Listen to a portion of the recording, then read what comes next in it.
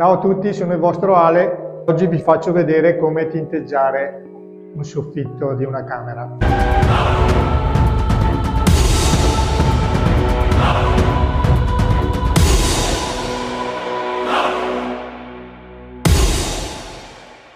Allora, innanzitutto il bianco già miscelato e la rete, che così non gocciola il rullo quando esco. Il rullo a pelo medio, perché c'è il gesso, quindi non con la lana troppo spessa.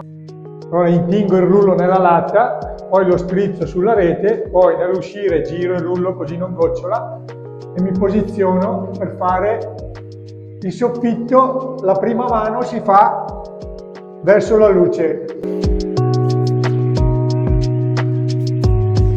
Come avete visto, la prima mano ho dato prima col rullo e adesso darò la prima mano al bordino dove va poi attaccato il nastro. Sto usando un portapennello, come potete vedere inserisco, abbastanza semplice, inserisco il pennello, poi avvito, così lo blocca, stringo bene, poi lo metto sulla pertica, anche qui c'è una fare da girare che stringe, ok? Sembra difficile, ma invece provate che vi troverete bene. Intingo nella latta poco, poi vado nell'angolo, come potete vedere, e la prima mano la faccio col becco d'angelo, col portapennello. Vedete?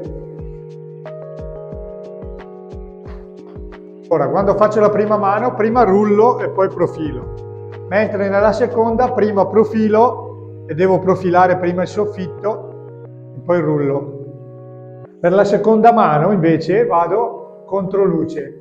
Mi posiziono con le gambe, che avevo fatto già un video, e vado contro luce, così non si vedono le rullate.